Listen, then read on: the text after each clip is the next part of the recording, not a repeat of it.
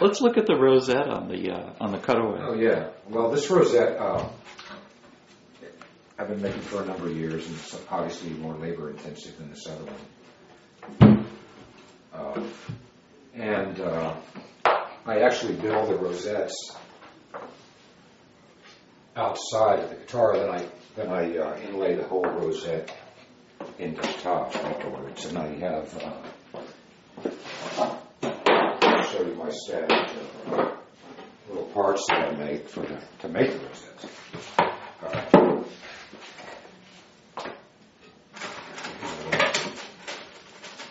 You see, these are all little tiles that you see in here. Yeah, why don't you hold that up and I'll get a close-in shot. Yeah, so they're. And you make them up in long logs like these. You can see there's three. It's like three slices of a pie there, and they're mitered. And you make three strips and you miter them together, and then you cut them off with a fine blade on a saw, and you get these. And that's what you inlay into the thing. And I have a jig that I bend the rings on and glue them, let them set. And then I can start putting the tiles in and let that set as I go along. And then I put the outside rings on, but it's all one unit. And then take it off the jig and then just let it dry a day or so. And then it's ready to inlay into the top. And I just get a groove. And sometimes I put a piece of binding around the inside of the sound hole, like both of these guitars.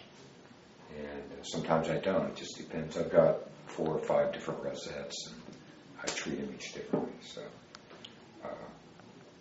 and it's also what the customer's win as well. So, there's these little bitty koa things, koa diamonds that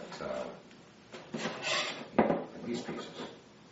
Then again, all the redwood that I use, on this guitar, the binding, purflings, is all the same Pernambuco wood that I was showing when I was binding that guitar. The whitewood is holly, very hard to get. It's an American wood. And there's pearwood, it's salmon colored wood, is Swiss pearwood. Very beautiful, even homogeneous color and grain pattern. It's great for inlays. How long have you been making rosettes like that? This rosette, I've probably been making this for, I don't know, 12, 13 years or so. I try to design a rosette that would be hard for people to copy. So it's kind of difficult to make.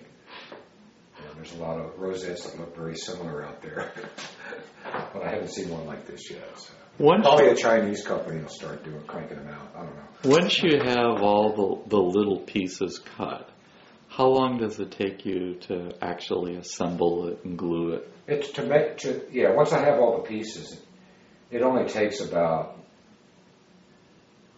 under 2 hours to assemble the rosette. But I have a lot more time in making these little pieces because, they have to be very precisely mitered and everything, and there's many steps that you have to do, and they'll have to be very accurate to get to this end result. So making the parts is more work than making the rosettes.